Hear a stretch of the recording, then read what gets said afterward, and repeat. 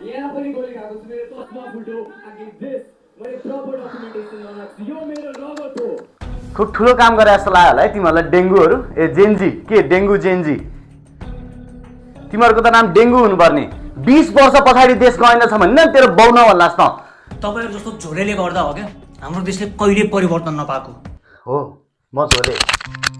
तैँले यो जुन लग्जरी लाइफस्टाइल पाछस् नि छोरो महँगो घर महँगो गाडी महँगो फोन यो सब राम्रो काम गरेर पाइँदैन नि छोरो यसको लागि नि झोले हुनुपर्छ त जस्तो जेन्जी होइन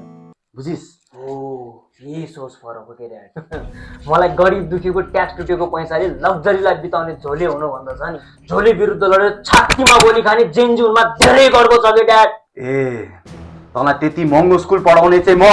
तेरा शब्द नगरी तेरा सबै चाहना पुरा गर्ने म आज आएर तेरो बाउसँग बोल्नेसम्म के हो म त धेरै राम्रोसँग बोलिरहेको थिएँ ड्याड मासु भातमा बिकेर देश लुट्नेसँग कसरी बोल्नुपर्छ तपाईँ पाउनु भएको भए अहिले देखाइदिनु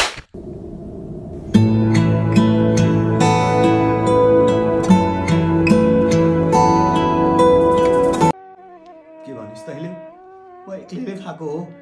तिमीहरू सबले त्यही मासु भात खाएको छस् तेरो आमाले जुन गहना लाछ नि छोरो त्यो पनि त्यही मासु भातले आएको हो तेरो बहिनी विदेश गएको नि त्यही मासु भातले हो त खाएको घुमेको लगाएको सबै चिज त्यही मासु भातले हो अझै हान्नु बाबा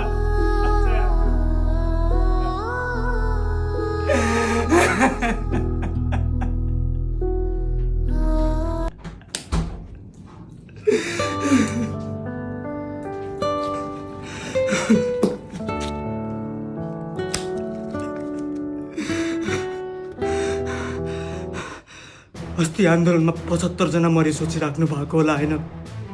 आजबाट 76 जना मरे बाबा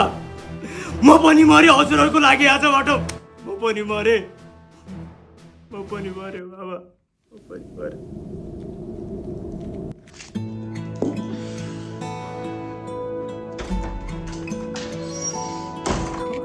छोरो बुढी बुढी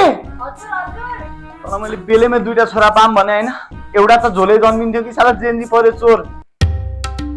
अर्को जन्माउन सकिन्छ कोही सकिँदैन ओए हिँड बचाउन छोरो गयो निस्केर ओए